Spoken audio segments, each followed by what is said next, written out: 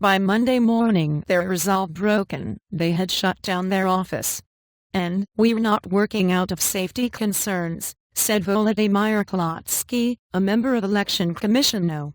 43, adding that he and his colleagues had reluctantly taken the decision after terrorists had seized the offices of another voting commission nearby.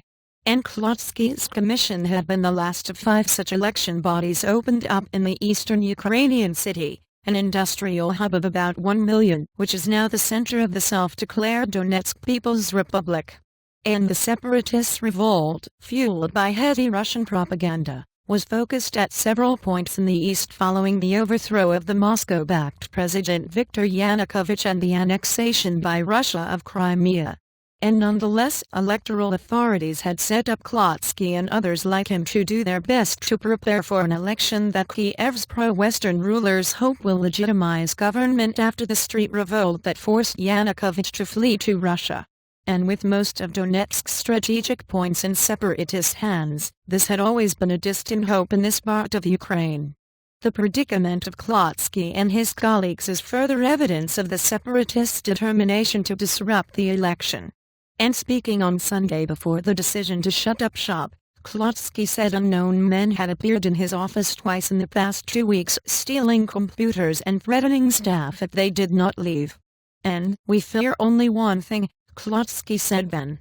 "And it is the interference of these people, who have grabbed the region by force, who have placed checkpoints around the city to protect it from something. We are worried that either tomorrow, either now, either on election day, they will come and stop our work physically," he said. And later on Monday Klotsky was out of reach at a police station. It was not clear why. "And we have information on a number of presidents, vice presidents of electoral commissions being abducted, being maltreated, with implications for a number of other members of the commissions," Ivan Simonovic, UN Assistant Secretary General for Human Rights, said in Kiev in an interview with Reuters on Monday. "And there is intimidation," he said. "A lot of people in eastern Ukraine are preparing to leave, not only because of security but because of their social and economic prospects.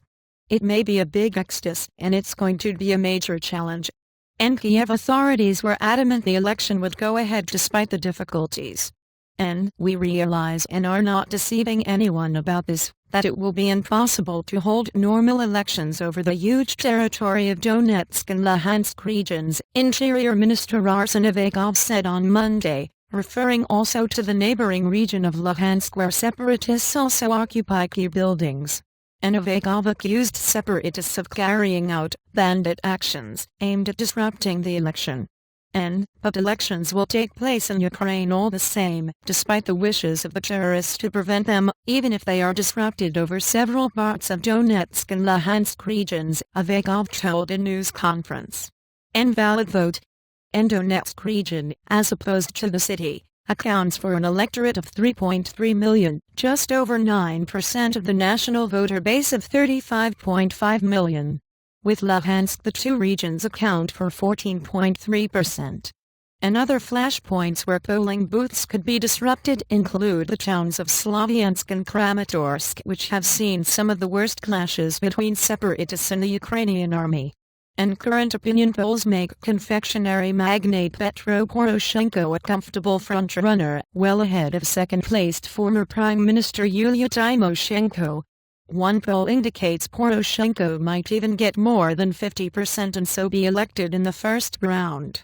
And a separatist campaign to stop large-scale voting in large areas of the East will damage candidates whose strongest support is there, namely, Mikhailo Dobkin, a 45-year-old businessman who was once close to the ousted Yanukovych, and Serhiy Djibko, a banker and businessman who performed strongly in the last presidential campaign in 2009-10.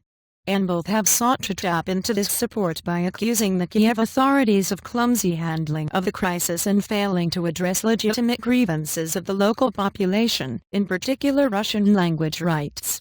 And Djibko acknowledged that the separatist action was likely to hurt him at the ballot box.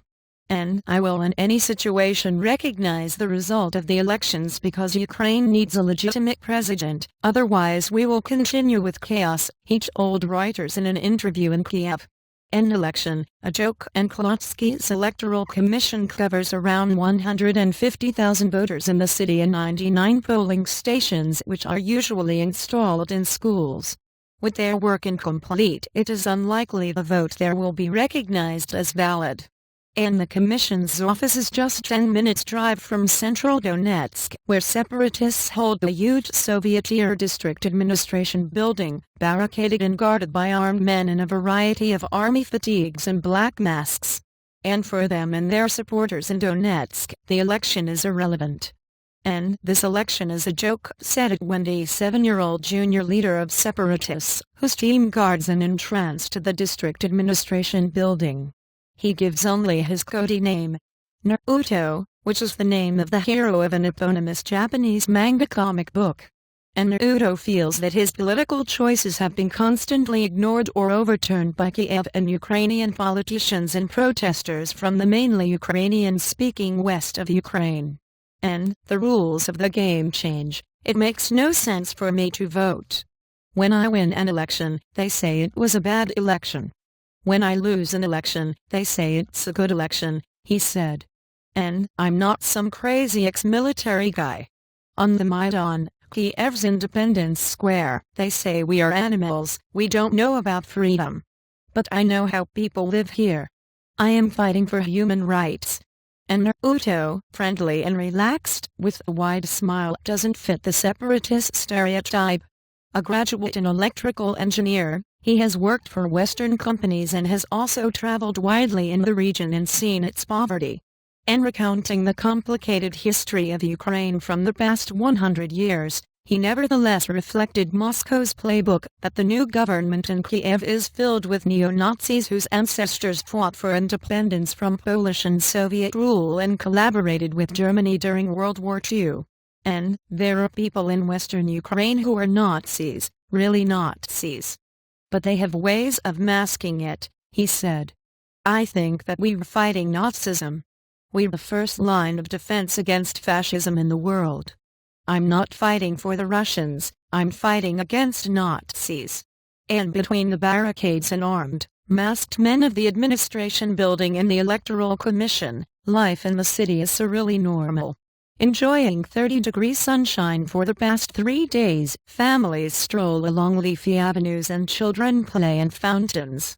And along the roadside, billboards show posters for presidential candidates including the Western-leaning Poroshenko. Political adverts of all hues are aired on the radio. And on Sunday, a modest rally in favor of the separatists took place with several hundred people gathered at Lenin Square in the center of town. For some, the election was the last thing on their minds. Their focus was rather on how the new Donetsk National Republic will move from here. And life is going to be worse now, we understand that perfectly.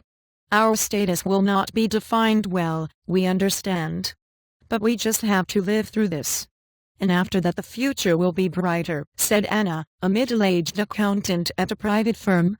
And additional reporting by Gareth Jones, Natalia Zenitz and Gabriela Bachinska in Kiev, writing by Richard Balmforth, editing by Will Waterman.